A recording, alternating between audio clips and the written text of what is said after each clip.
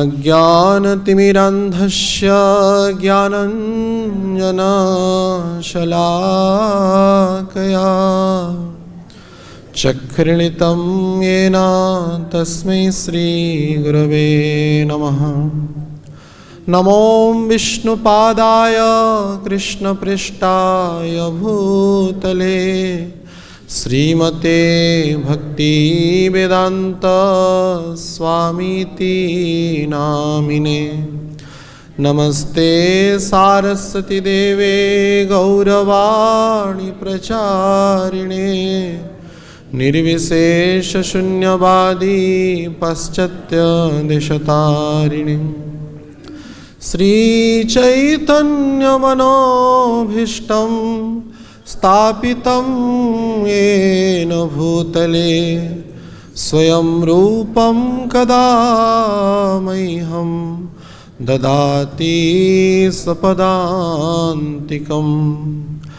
वन्देऽहं श्रीगुरुश्रीयुतपदकमलं श्रीगुरून् वैष्णवांश्च श्रीरूपं साग्रजातं सहगना रघुनाथान्वितं तं सजीवं साद्वैतं सावधूतं परिजनसहितं कृष्ण चैतन्यदेवं श्रीराधा कृष्णपादान् सहगना ललिता विशाखान्वितांश्च।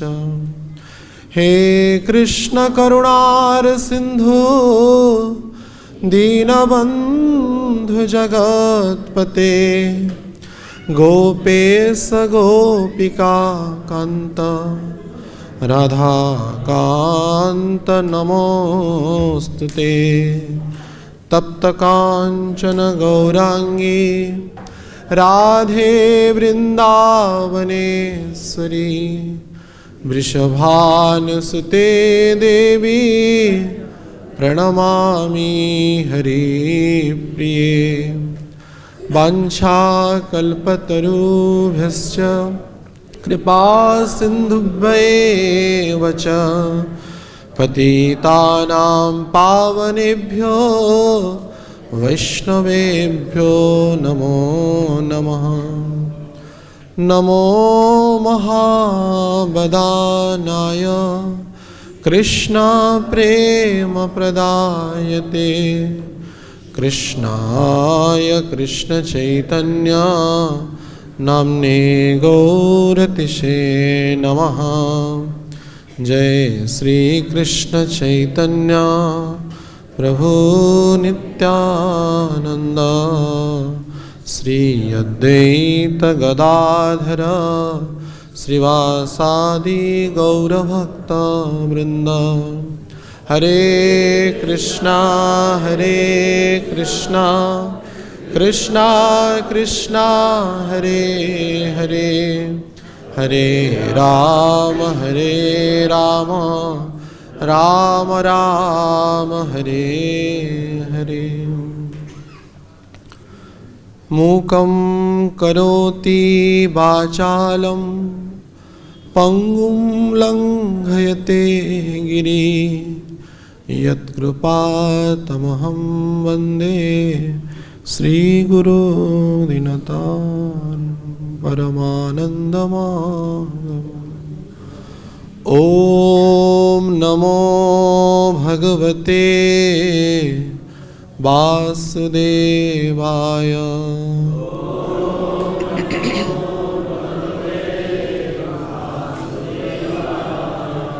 ॐ नमो भगवते वासुदेवाय।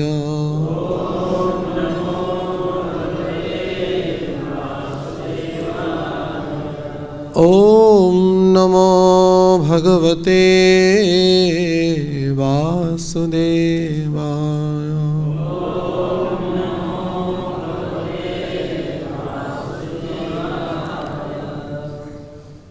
श्रीमद्भागवतम स्कंद 6 अध्याय 16 श्लोक 12 से 14। तो 14 हम पाठ करेंगे। इसमें प्रभुपाद जी ने परपोट दिया है।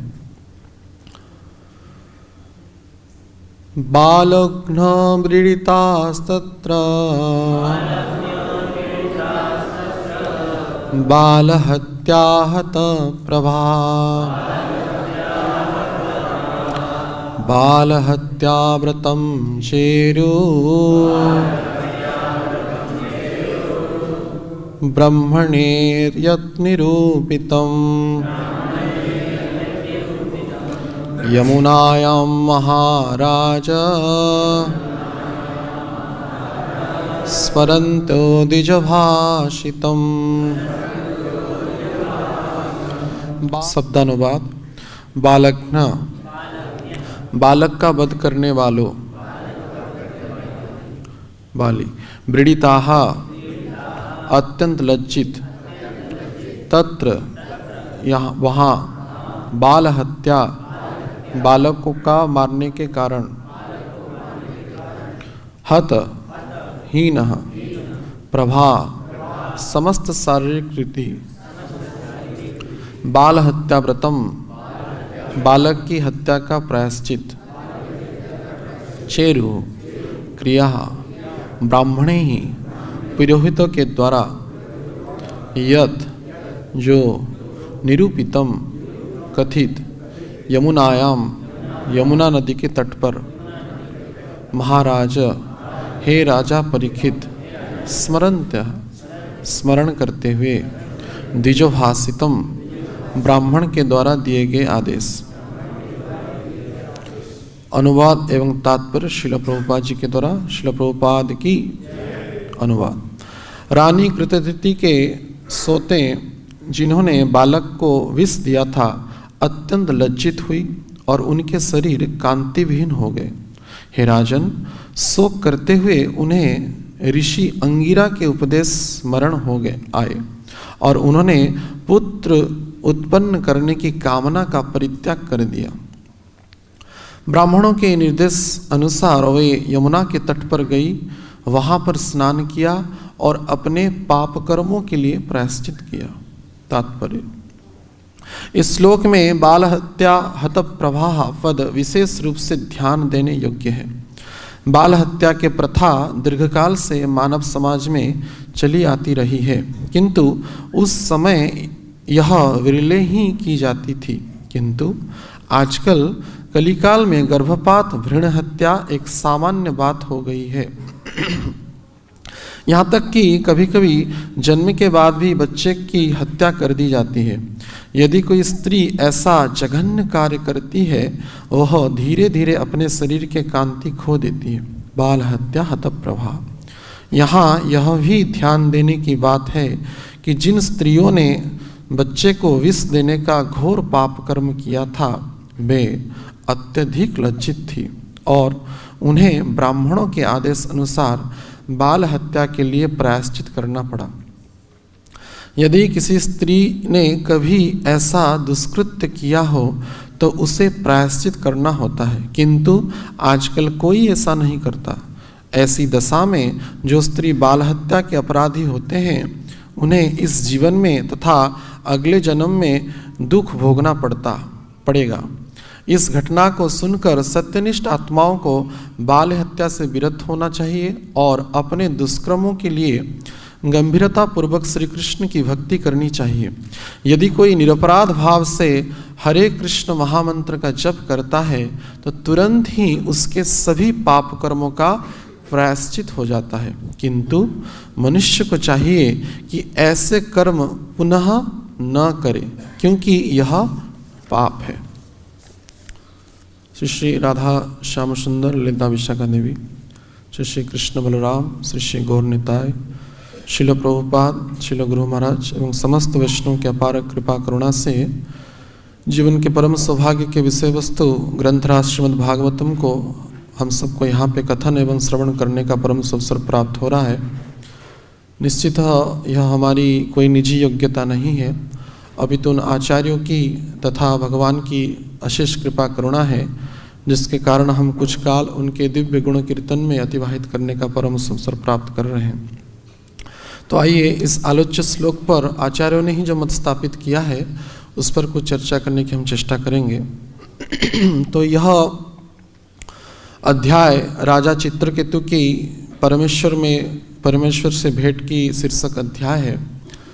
तो यहाँ पे कैसे नारद तथा अंगिरा मुनि के द्वारा वो जीव पुनः जीवात्मा आकर के कैसे समस्त संशय का समाधान किया, तदुपरांत राजा चित्रकेतु कैसे पुत्र शोक के मोह से मुक्त हुए, तथा इस श्लोक में 14 नंबर श्लोक में रानियाँ जो कृतधृति की सौतें थी, जो पटमहिषी की सौतें थी, तो वो कैसे बाल हत्या करने के उपरांत उनका तेज क्षीण हो गया, तेज प्रवाह, बाल हत्या के कारण उनका तेज नष्ट हो गए, श्रीहीना हो गई।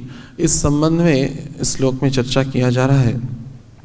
तो श्रील प्रभुपाद जी यहाँ पे तात्पर्य में विशेष करके बाल हत्या हत प्रवाह इस पद को विशेष रूप से ध्यान देने के लिए कह रहे हैं, क्योंकि बाल हत्या की जो प्रथा है यहाँ पर श्रील प्रभुपाद जी कहते हैं अनेक काल से ही चलती आ रही है,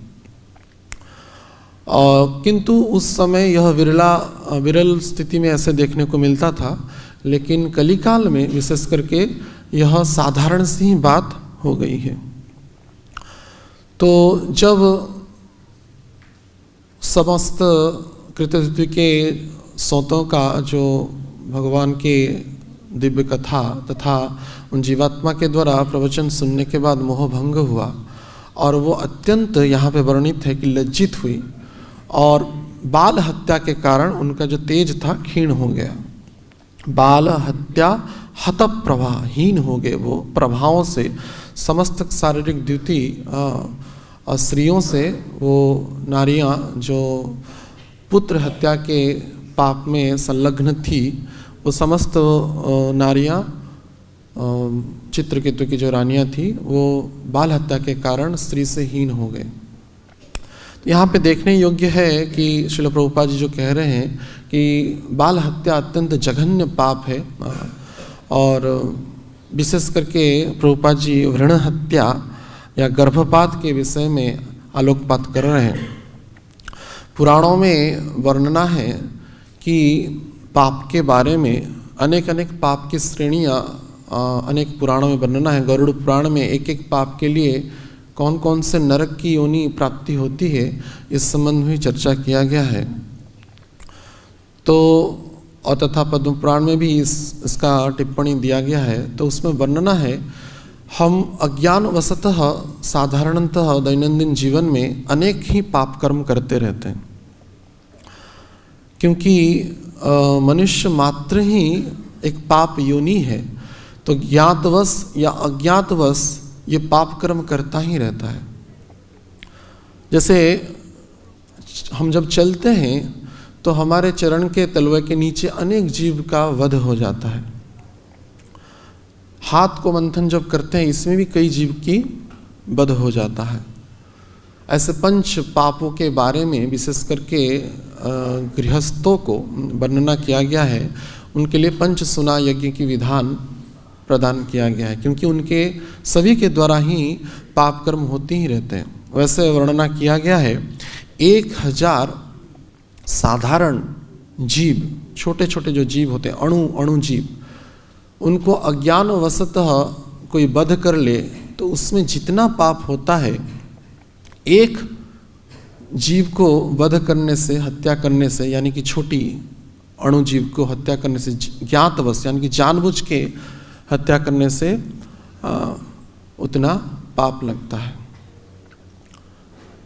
तो जैसे कि वैष्णव परंपरा से आने से पहले विशेष करके मनुष्य में पाया जाता है, कोई राजसिक तामसिक प्रवृत्ति की हो या ना हो, लेकिन मच्छर मारना तो सबने किया है या नहीं? ऐसा शायद कोई विरला व्यक्ति हो सकता है जो कि कहेगा कि मच्छर नहीं मारा हूँ मैं। लेकिन वैष्णव परंपरा में आने के बाद हमको ज्ञात होता है कि मच्छर मारने से एक नरक की प्राप्ति होती है। भागवत में वर्णना है, मच्छर मक्खी को जो मारते हैं उनके लिए एक विशेष नरक की बात वर्णना किया गया है। तो ऐसे जानबूझ करके जो जीवों की हत्या करते हैं, 1000 पाप अज्ञातवश जितना हम करते हैं एक पशु की या जीव की, अणु जीव की हत्या करने में, उतना पाप ज्ञातवशतः एक जीव की, अणुजीव की हत्या करने में पाप लगता है। वैसे जानबूझ करके 1,00,000 कोई अणुजीव की हत्या करता है, जितना पाप लगता है एक पक्षी की वध करने में उतना पाप लगता है। एक पक्षी की वध। हाँ, और संसार में जो तामसिक प्रवृत्ति के लोग हैं आजकल प्रायतः सभी लोग पक्षियों का मांस खा रहे हैं, वध कर रहे हैं। तो सोचिए उनका कितना ना पाप लगता होगा। ज्ञात वस्तु कोई अणुजीव की 1,00,000 ऐसे अणुजीव की हत्या करे तो एक पक्षी की मारने का पाप उसको लगता है। वैसे 1,00,000 पक्षियों की वध करने में जितना पाप लगता है, एक पक्षी की अंडे को उसको फोड़ने में, नष्ट करने में उतना पाप लगता है। और आजकल जैसे कि एक बार हम परम पूज्य गोपाल कृष्ण महाराज जी क्लास दे रहे थे, मैं सुना, वो बोल रहे थे कि आजकल यह सरकार प्रचार कर रहा है, संडे हो या मंडे रोज खाओ अंडे। लेकिन जब यमराज के पड़ेंगे डंडे सब हो जाएंगे ठंडे। तो यमराज का डंडा पड़ेगा निश्चय, इसमें तो कोई संशय है नहीं, और भयंकर पड़ेगा, भयंकर रूप से वो डंडा पड़ेगा। कितनी प्रकार की नरक की योनि में जाना पड़ेगा इसका कोई ठिकाना नहीं। मुझे स्मरण है जब हम यूनिवर्सिटी में पढ़ाई कर रहे थे, हम देखते थे सुबह, हम तो भक्ति में थे इसके कारण सुबह उठ के जब करते तो देखते 4 बजे ही एक बड़ी गाड़ी आती थी, ट्रक पूरा, तो उसमें पूरा अंडा ही अंडा रहता था। क्योंकि यूनिवर्सिटी में लगभग 1,00,000 स्टूडेंट थे मणिपाल यूनिवर्सिटी में, तो उसके लिए वो माने जो उनके बच्चों के लिए सुबह मैं देख रहा हूँ प्रायतः भौतिक जगत में वो अंडा ही खा रहे लोग। तो कितना अनगिनत पाप हो रहा है इसका कोई अनुमान ही नहीं। तो पुराण कहते हैं कि ऐसे 1,00,000 पक्षियों की वध करने में जितना पाप लगता है उतना पाप एक पक्षी की अंडा को फोड़ने में, नष्ट करने में उतना पाप लगता है। वैसे ऐसे 100 अंडों को नष्ट करने में जितना पाप लगता है, एक युद्ध अतिरिक्त हस्ती को वध करने में उतना पाप लगता है। साधारणतः पूर्व काल में युद्ध में हाथियों का प्रयोग किया जाता था, तो लेकिन और युद्ध में जब हाथी का वध होता है तो वो कोई पाप नहीं होता है, क्योंकि वो तो युद्ध चल रहा है। जैसे भीम जी ने एक अश्वत्थामा नामक हाथी का वध किया था। लेकिन युद्ध अतिरिक्त कोई हाथी का वध करता है तो भयंकर पाप लगता है। तो ऐसे युद्ध अतिरिक्त हाथी, कोई 1 करोड़ हाथी का वध करने में जितना पाप लगता है, एक गाभी की यानी कि एक गोमाता का वध करने में उतना पाप लगता है। और वैसे 1 करोड़ गाभी की हत्या करने में जितना पाप लगता है, एक मानव की हत्या करने में उतना पाप लगता है, मनुष्य का। और वैसे ही 1 करोड़ मानवों का तो कोई तो वध किया ही नहीं होगा शायद। 1 करोड़ मानव का वध कोई किया है शायद इतिहास में, शायद ही वर्णना हो। 1 करोड़ मानव का वध करने में जितना पाप लगता है, एक भक्त या ब्राह्मण की वध करने में उतना पाप लगता है। तो 1 करोड़ मनुष्य के समतुल्य एक वैष्णव है, एक ब्राह्मण है, सदुपचार एक ब्राह्मण है। तो वैष्णव को हंति निंदंती जो वर्णना है, जो कोई भी किसी प्रकार से शारीरिक, मानसिक या वाचिक पीड़ा देता है तो भयंकर पाप है। और ऐसा वर्णना ही चैतन्य भागवतम में वृंदावन दास ठाकुर वर्णना करते हैं। नित्यानंद प्रभु जब चैतन्य महाप्रभु की व्यास पूजा कर रहे हैं, उस संदर्भ में वर्णना है, वहाँ पे नित्यानंद प्रभु कह रहे हैं कि 100 जीवों को पाप करने में जितना पाप लगता है, एक वैष्णव अपराध होने से उतना पाप लगता है।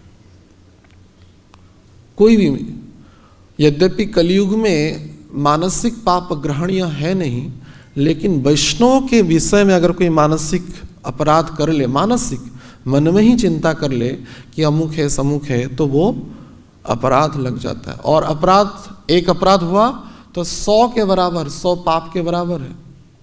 तो यहाँ पे पापों की गिनती जैसे वर्णना है, ऐसे एक करोड़ मानवों की हत्या करने में जितना पाप लगता है, एक ब्राह्मण या एक वैष्णव की हत्या करने में उतना पाप लगता है।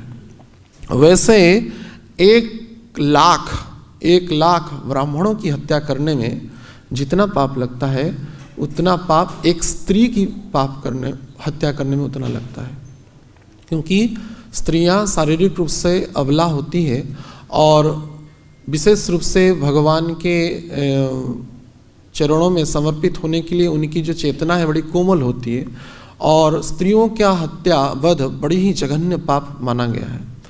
तो ऐसे 1 लाख ब्राह्मणों की हत्या करने में जितना पाप लगता है, एक स्त्री की हत्या करने में उतना पाप लगता है। वैसे 50,000 स्त्रियों की वध करने में जितना पाप लगता है, एक बालक की वध करने में उतना पाप लगता है।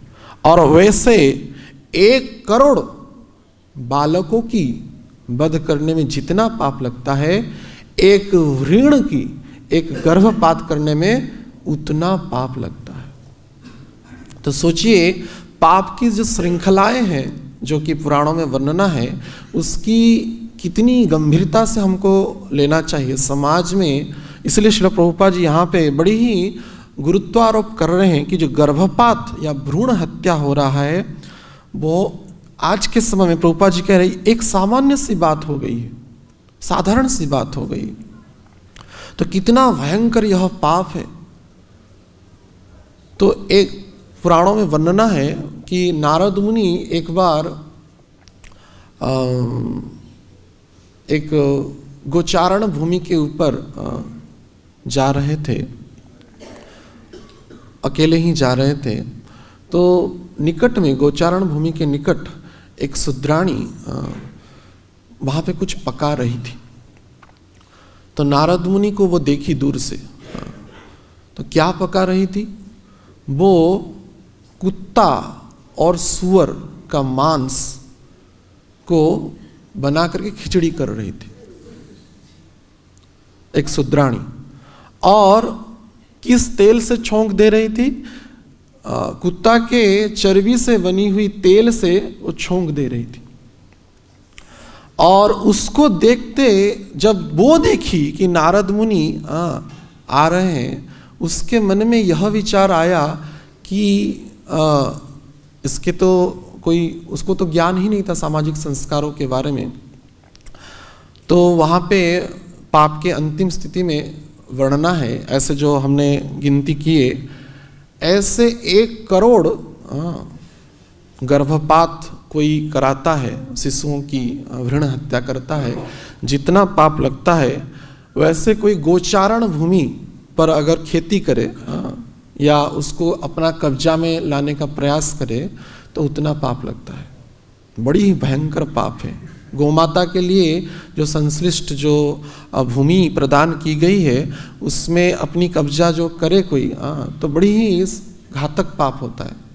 तो निकट में गोचारण भूमि था, तो वो शूद्राणी ऐसा अपना दैनंदिन जो उसका जो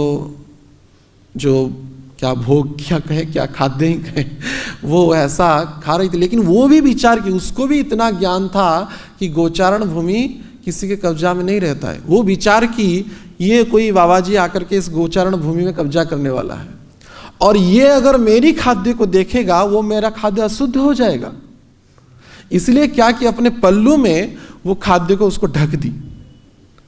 तो नारद मुनि आश्चर्य हो गए, एक शूद्राणी इस प्रकार का जघन्य पाप कर्म में लिप्त है और कुत्ता और सुअर का मांस में खिचड़ी कर रही है और कुत्ता के चर्बी के तेल से छौंक दे रही है।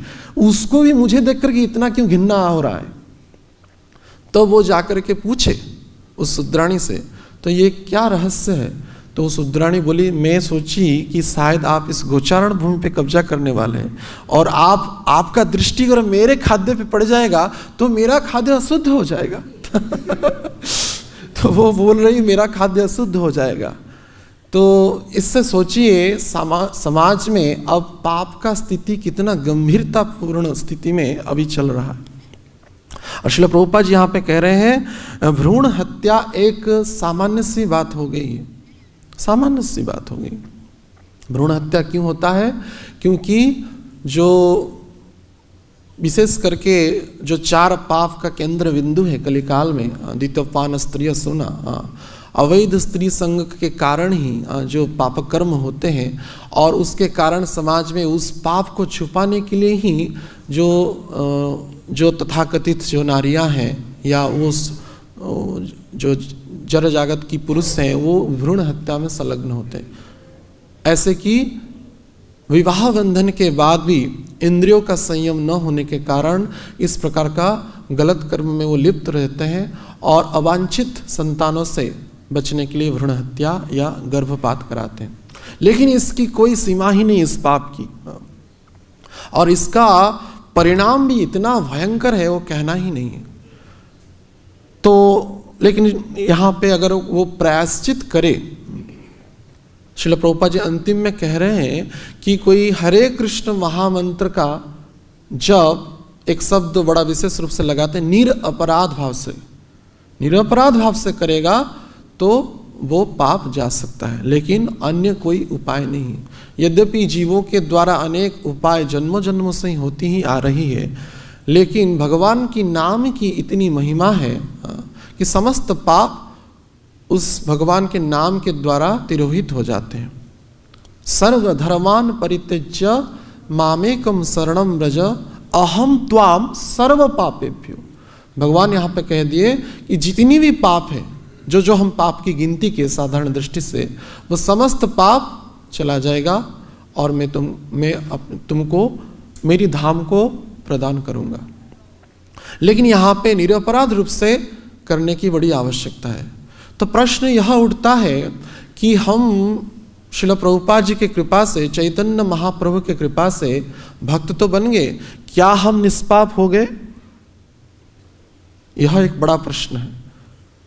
हम तो हरे कृष्ण महामंत्र का जप करते हैं, लेकिन श्रील प्रभुपाद जी जैसे यहाँ पे परपोर्ट में कह रहे हैं कि निरपराध भाव से, अपराध विहीन अगर भजन करेंगे तभी जाकर के समस्त पापों से मुक्त होंगे। लेकिन अगर अपराध हो रहा है और नाम भी हो रहा है तो हम पाप से मुक्त हुए नहीं हैं। और इस प्रकार का जो कर्मों का जो फल है अनादि जन्मों का है। भक्ति विनोद ठाकुर कहते हैं अनादि कर्म फले पौड़ी भवार नवजले तरिबारे ना पाइलू पाय। अनादि जीवन का कर्म फल है और इससे तरने का कोई भी उपाय है नहीं, कोई भी उपाय है नहीं। और ऐसा हमारा जीवन भी अनेक पाप कर्म में लिप्त ही है। आमार जीवन सदा पापे रत नाही क पुण्येर लेश। हमारा जीवन हमेशा पाप कर्म में ही लिप्त है। भक्ति विनोद ठाकुर हम सभी जीवों का प्रतिनिधित्व करके मानो कह रहे हैं, नाही को पुण्येर लेश, एक पुण्य का कण भी नहीं हमारे अंदर। और हमारी प्रवृत्ति क्या है? परेर उद्वेगे दिया छे जे कत दिया छे अन्येर क्लेश। अन्य को क्लेश देने में ही हमको आनंद लगता है।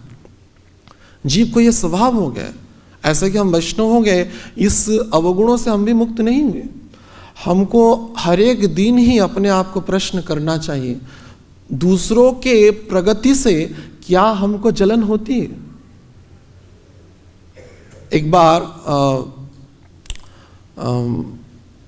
बुक डिस्ट्रीब्यूशन के जब सेमिनार मैराथन होता है, अंतिम में प्राइज डिस्ट्रीब्यूशन होता है, तो एक वरिष्ठ भक्त ऐसा कह रहे थे कि जब कोई भक्त का सबसे टॉप स्कोर रहता है बुक डिस्ट्रीब्यूशन में, तो दूसरा भक्त सारे भाई मेरा नहीं हुआ, मैं भी अगर फास्ट होता तो मुझे भी तो सम्मान मिलता सबके सामने। हाँ, तो दूसरों के उन्नति से वैष्णवों को आनंदित होना चाहिए, नहीं कि उसका टांग खींचना चाहिए।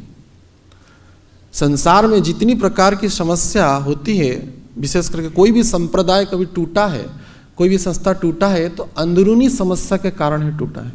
ये श्रील प्रभुपाद जी भी बोले, अगर भविष्य में कुछ समस्या होगा तो हम भक्तों के द्वारा ही यह क्रिया होगी। तो इसलिए जो परेर उद्वेगे दिया छे जगत, दूसरे को उद्वेग देने में, दूसरे को कष्ट देने में हमको आनंद लग रहा है, या दूसरे के सुख से हम भी सुखी हो रहे हैं। और जीव का साधारण स्वभाव है, दूसरे को कष्ट देखता है तो उसको आनंदित होता ही है। मुझे स्मरण है बाल्यकाल में मैं छत पर जब खेलता था, बाजू में एक पड़ोसी थे, मैं देखता था वो केला खाते थे, और केला खा करके एक दिन मैं देखा वो केला को रास्ते पर फेंक देते थे सामने, और प्रतीक्षा करते कौन गिरेगा अभी कौन गिरेगा, और जब तक गिरेगा नहीं, मैं देखा अच्छे से मुझे याद है, ऐसे नाखून को घिसते थे, नाखून को घिसते थे, और जब कोई गिरा नहीं, ओह गिरा नहीं ऐसा बोलते थे, और जो कोई गिर जाएगा ताली बजाते थे धीरे धीरे और छुप जाते थे नीचे दीवार के नीचे से। दूसरों को कष्ट देखने में आनंदित होता है। मुझे स्मरण है अभी बिहार में हमारी भागवत सप्ताह थी, तो मैं एक ऊंची सीढ़ी था पंडाल में चढ़ने के लिए, तो 6वां दिन तक तो कोई समस्या हुआ नहीं, लेकिन जब 7वें दिन क्या हुआ, वो सीढ़ी से चढ़ते चढ़ते मैं गिर गया, और तब एक ठहाकार होकर हंसने लगे लोग, माने जो साधारण भौतिक लोग थे। मैं जब गिर गया उनको बड़ा आनंद लगा, अरे बाबा जी गिर गया अभी तो दूसरों को कष्ट देखने में ही लोगों को आनंदित होता है, ये लोगों का स्वभाव हो गया।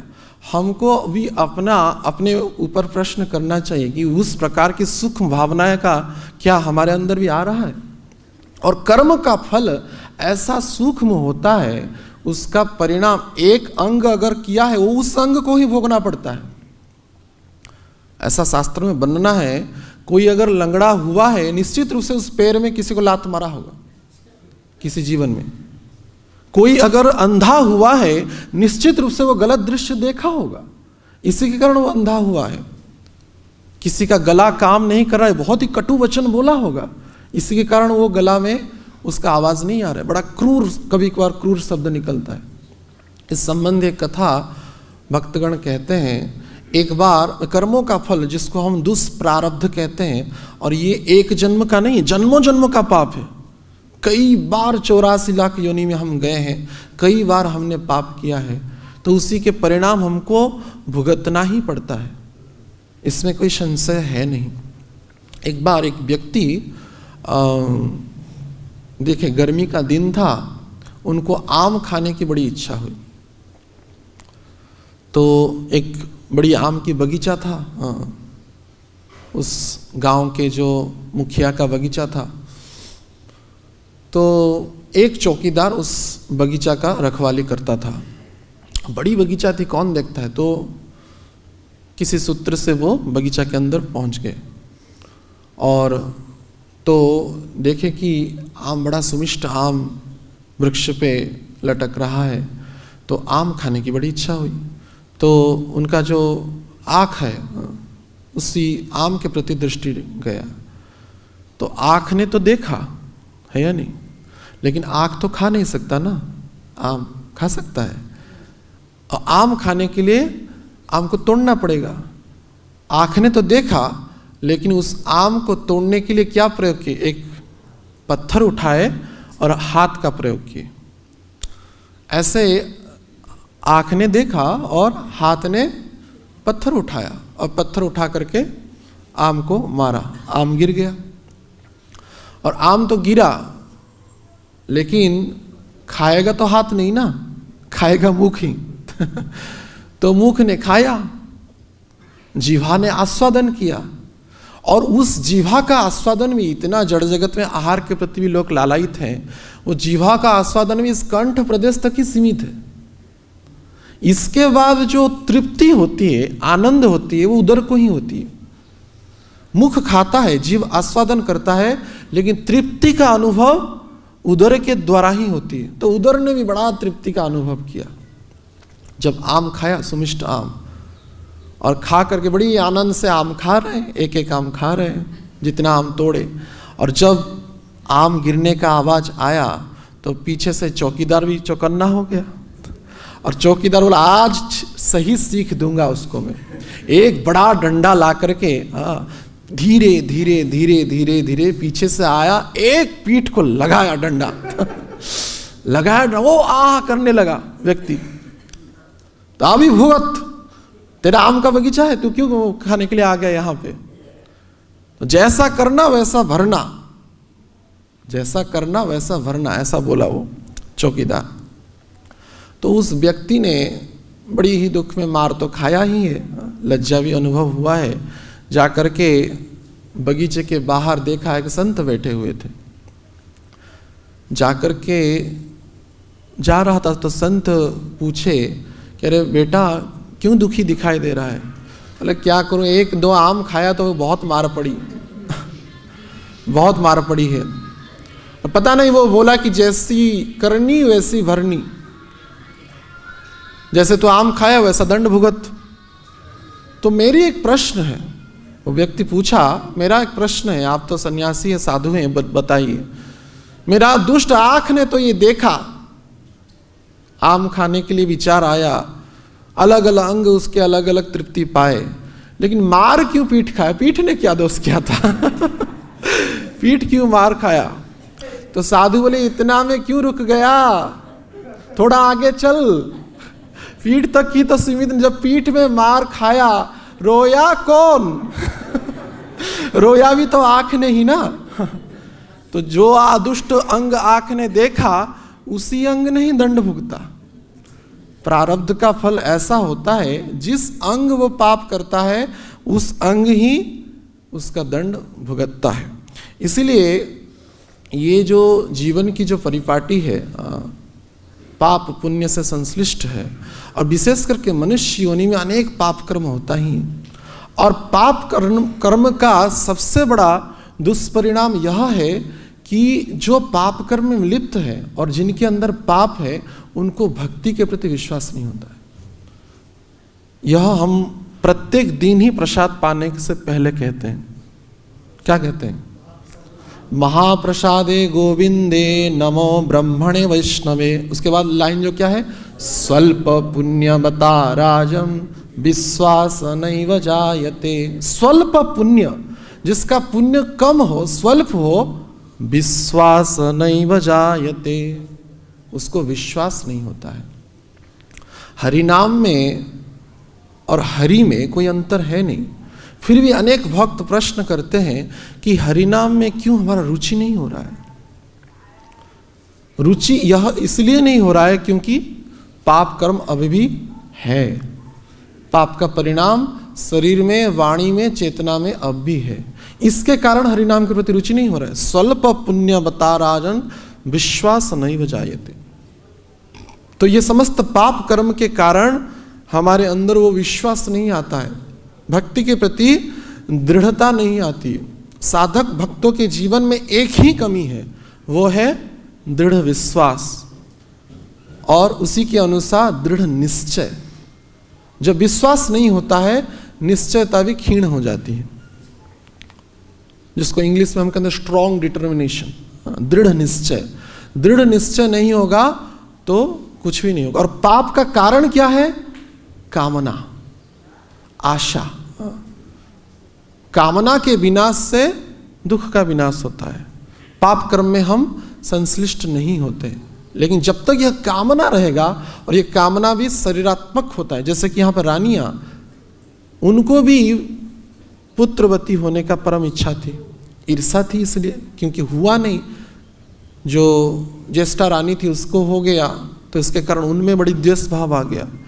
तो इसलिए इस समस्त आशाओं से जब हम मुक्त होंगे, कामनाओं से मुक्त होंगे, तभी ही हम भगवान की भक्ति में संश्लिष्ट हो सकते हैं। इसलिए आचार्यगण कहते हैं निष्काम रूप से भजन करना चाहिए। नहीं तो हम जैसे कि साधारणतः हम मांगते हैं जय जगदीश हरे में, धन दे सब दे सब दे सब दे, हाँ सब अच्छा अच्छा चीज़ ही मांगते हैं। लेकिन भक्त लोग यह विचार करते हैं कि हमको कुछ भी नहीं चाहिए, कुछ भी नहीं चाहिए। निष्काम भजन, निष्काम भजन से, कामना विहीन भजन से ही, भक्ति से ही, हरिनाम से ही जीवन का श्रेय प्राप्त होगा। तो इस संदर्भ में एक छोटी सी अनुभूति है, स्मरण हो रहा है, उसको कह करके कथा को विराम करेंगे। आशा कैसा भयंकर होता है और आशा का नष्ट कैसे आचार्यगण करते हैं, मैं अपने व्यक्तिगत जीवन में स्मरण करता हूँ। तो 94 साल की बात है, तो श्रील प्रभुपाद जी के कृपा से, परम पूज्य गौरव गोविंद स्वामी महाराज जी के कृपा से हम भक्ति में आए। 94 साल की बात है। तो उन्होंने ही जप माला दिया। 94 की जनवरी 1 तारीख थी। तो कुछ दिन के बाद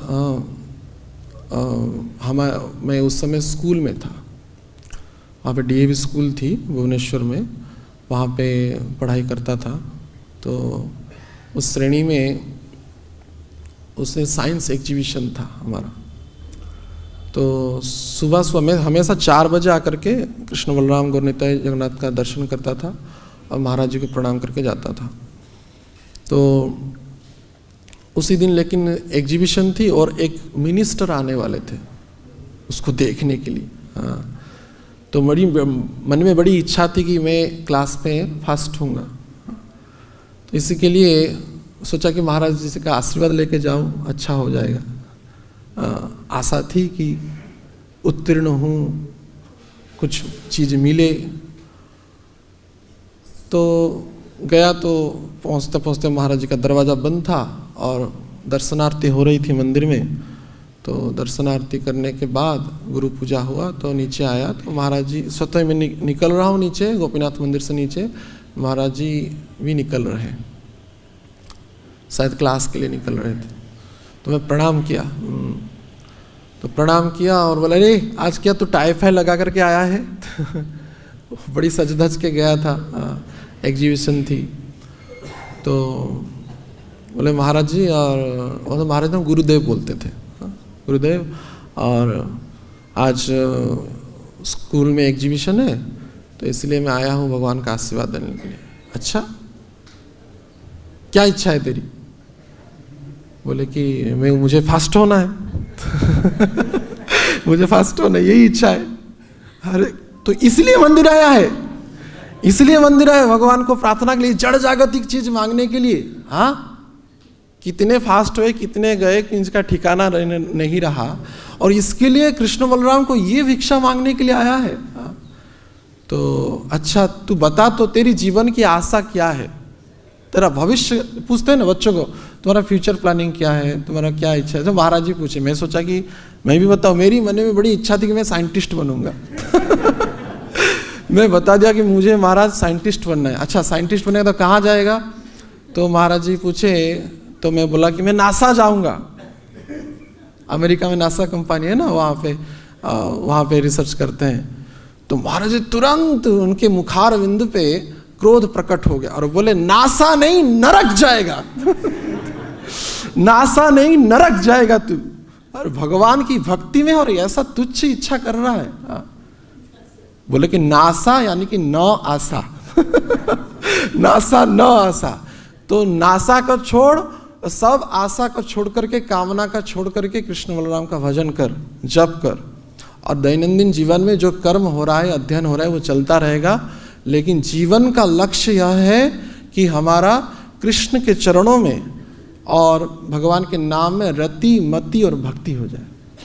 यह ही जीवन की आशा है। और आशा करेगा तो पाप कर्म में लिप्त होगा, क्योंकि आशा जब तृप्ति नहीं होती है तो दुख होता है, और दुख के कारण दूसरे लोग जब सुख पाते हैं उसमें हमको पीड़ा होती है। तो इस प्रकार के जो पाप की जो सूक्ष्म विचार है, बड़ा ही चिंतन की बात है। तो जब तक हम इन समस्त पापों से मुक्त नहीं होंगे, तब तक हमारा भजन के प्रति पूर्ण रूप से निष्ठा, रुचि और इच्छा जागृति नहीं होगा। तो इसलिए श्रील प्रभुपाद जी अंतिम में कहते हैं, यद्यपि कितना बड़ा पाप क्यों ना हो, लेकिन गंभीरता पूर्वक कोई हरे कृष्ण महामंत्र का जप करता है, लेकिन निरपराध भाव से अपराध विहीन होकर भजन करता है, तभी जाकर के समस्त पापों से मुक्त होकर के वो भगवान के शरणागत होकर के भगवान की कृपा का भाजन होता है। हरे कृष्णा कृष्णा कृष्णा हरे हरे, हरे राम राम राम हरे हरे। ग्रंथराज श्रीमद्भागवतम की, हरिनाम संकीर्तन की, श्रील प्रभुपाद महाराज की, श्रील गुरु महाराज की, समवेत भक्त वृंद की, निताई गौर प्रेमानंदे।